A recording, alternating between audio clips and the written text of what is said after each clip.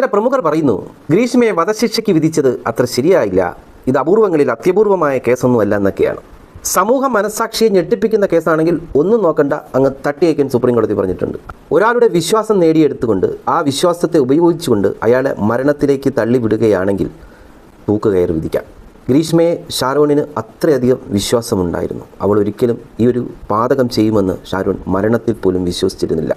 ഷാരോൺ ചെറുപ്പമായിരുന്നു, വിദ്യാർത്ഥിയായിരുന്നു, കുടുംബത്തിൻ്റെ അത്താണിയായിരുന്നു.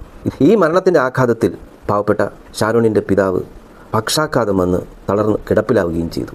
ഗ്രീഷ്മ ഷാരോണിനെ കൊല്ലാൻ നോക്കിയത് ഒരു തവണയൊന്നുമല്ല, പലവട്ടം ശ്രമിച്ചു. പലവട്ടം ചെയ്യുന്ന കുറ്റകൃത്യങ്ങൾക്ക് കരുണയില്ല.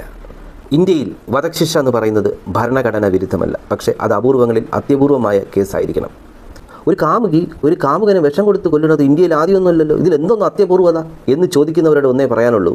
നിഷ്കളങ്കനായ ഒരു യുവാവിൻ്റെ വിശ്വാസം നേടിയെടുത്ത് ആ വിശ്വാസം മുതലാക്കി ഒരു തുള്ളി വെള്ളം പോലും ഇറക്കാതെ വേദന തിന്ന് നരകിച്ച് മരിക്കുന്നത് മാറി നിന്ന് ഒരു മനസാക്ഷി കുത്തുപോലും ഇല്ലാതെ ഒരുവൾ നോക്കി നിന്നിട്ടുണ്ടെങ്കിൽ അത് അപൂർവങ്ങളിൽ അത്യപൂർവമാണ് സാർ. Salute sir.